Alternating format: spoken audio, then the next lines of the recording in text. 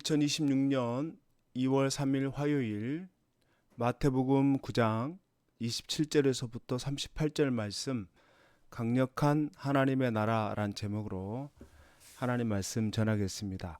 예수님이 길을 가실 때에 맹인 두 명이 따라오며 소리를 질렀습니다. 27절과 29절 예수께서 거기에서 떠나가실새 두 맹인이 따라오며 소리질러 이르되 다윗의 자손이여 우리를 불쌍히 여기소서 하더니 예수께서 집에 들어가심에 맹인들이 그에게 나아오거늘 예수께서 이르시되 내가 능히 이 일 할 줄을 믿느냐 대답하되 주여 그러하오이다 하니 이에 예수께서 그들의 눈을 만지시며 이르시되 너희 믿음대로 되라 하시니. 예수님의 소문을 듣고 두 맹인이 소리를 지르며 예수님께 도움을 청합니다.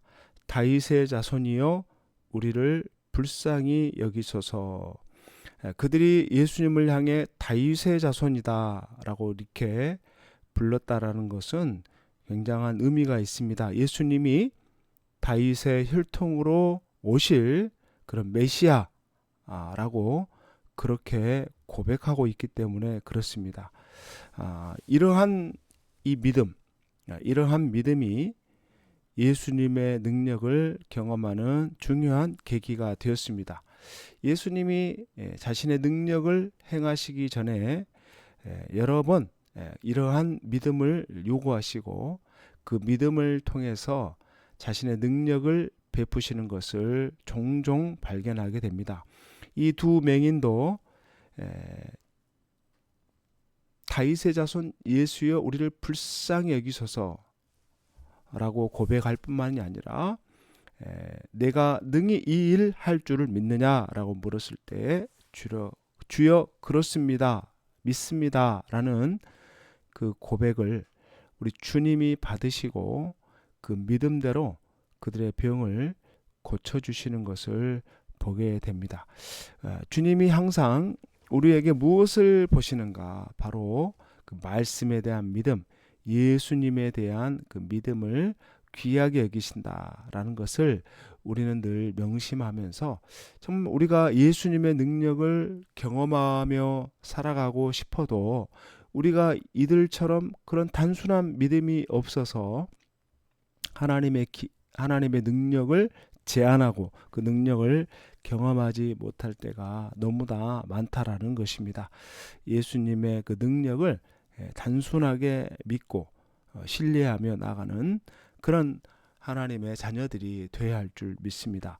32절에 34절 그들이 나갈 때에 귀신 들려 말 못하는 사람을 예수께 데려오니 귀신이 쫓겨나고 말 못하는 사람이 말하거늘 무리가 놀랍게 여겨 이르되 이스라엘 가운데서 이런 일을 본 적이 없다 하되 바리새인들은 이르되 그가 귀신의 왕을 의지하여 귀신을 쫓아낸다 하더라. 두 맹인을 고치고 난 이후에 귀신 들려 말 못하는 사람을 예수님께 데려옵니다.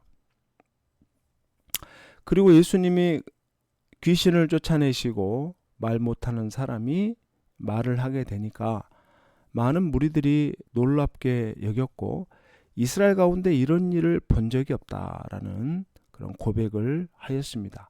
그런데 바리새인들은 어떻게 반응을 했느냐? 그가 귀신의 왕을 의지하여 귀신을 쫓아낸다라는 그런 황당무계한 이야기를 했습니다. 이 말은 예수님의 능력을 부인하는 거죠. 오히려 귀신의 힘을 빌려 귀신을 쫓아낸다라고 비난했습니다. 근거 없는 비난이죠. 예수님의 능력을 인정하고 싶지 않은 그런 부정적인 그런 고백이며 예수님을 깎아내리려고 하고자 한 그런 말들이었다라는 것을 볼 수가 있습니다. 바리새인들은 왜 예수님을 귀신의 왕의 힘으로 귀신을 쫓아냈다고 그렇게 생각하고 있는가? 예수님을 믿지 않고 시기하기 때문에 이런 말을 할 수밖에 없는 겁니다. 인정하고 싶지 않은 겁니다.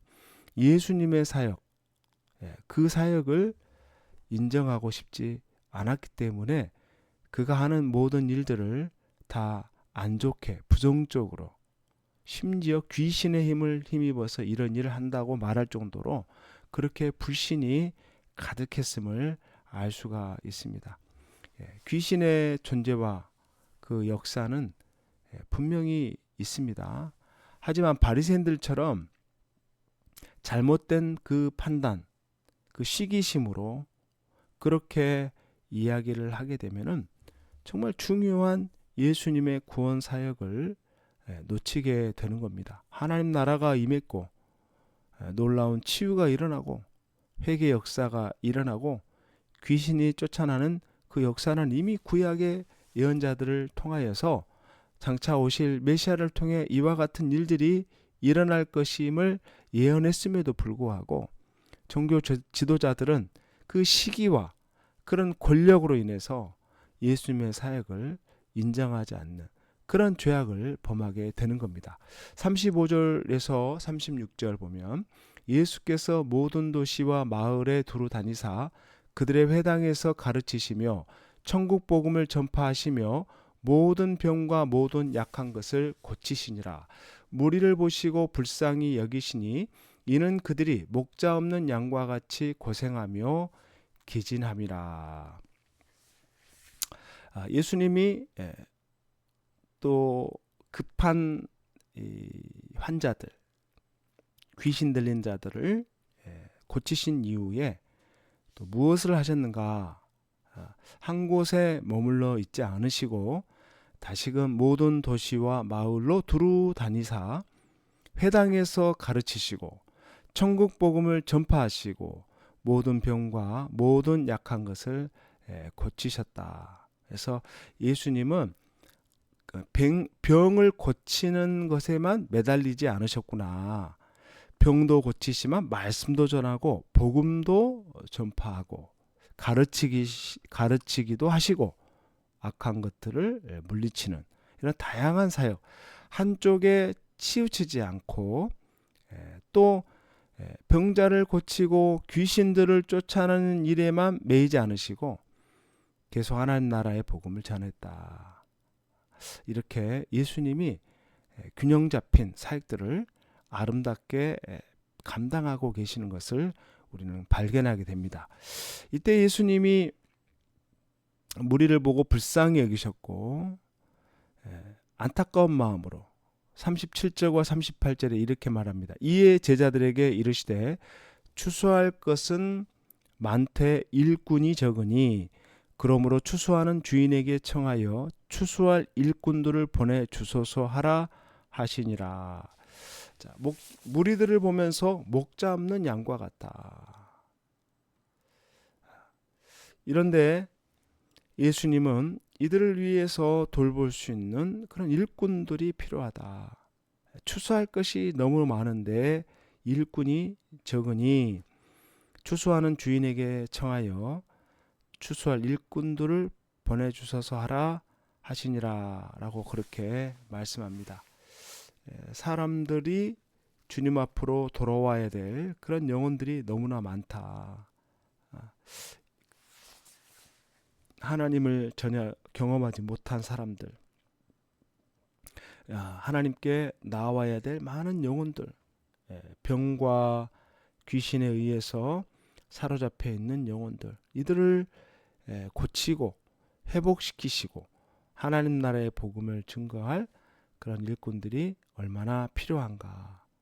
그래서 영혼을 추수할 수 있는 일꾼들을 보내달라고 하나님께 도움을 청하라 라고 그렇게 예수님이 우리에게 말씀하고 있는 겁니다. 하나님의 나라는 이미 임했습니다. 그러나 아직 세상을 뒤엎을 만한 그런 강력함은 아직 도래하지 못했습니다. 그렇기 때문에 우리가 이 하나님의 나라의 완성을 위해서 함께 헌신할 일꾼들이 필요한 거예요. 추수할 것이 많기 때문에 그 추수할 일꾼들을 보내달라고 기도하는 것. 그리고 목자 없는 양처럼 방황하는 영혼들을 한 영혼 한 영혼을 주님 품으로 인도하는 이 귀한 사역이 우리에게 있다라는 것을 우리가 늘 기억해야 되겠습니다. 기도하면 하나님께서 우리에게 이와 같은 마음과 또 사랑과 또 우리의 기도를 받으셔서 마지막 때에 많은 일꾼들을 우리 하나님이 보내주심을 믿습니다. 이걸 보면은 결코 하나님의 나라는 우리 사람의 힘으로만 되는 것이 아니구나. 성령의 능력으로만이 가능하구나.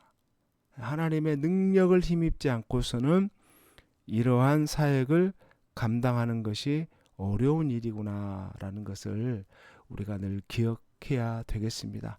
천국 복음이 전파되고 하나님 나라가 확장되기 위해서 오늘도 성도들이 함께 마음을 모아서 기도하고 연약한 자들을 돕고 주의 복음을 위해서 아름답게 헌신하며 살아가는 저와 여러분 될 수 있기를 주님의 이름으로 축원합니다. 아멘. 하나님 아버지 고맙고 감사합니다.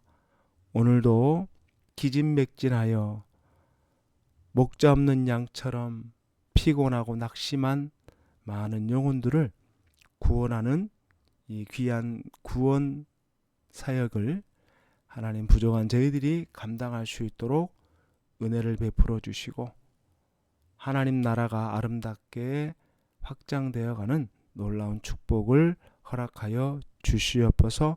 좋으신 예수님의 이름으로 간절히 기도하옵나이다. 아멘.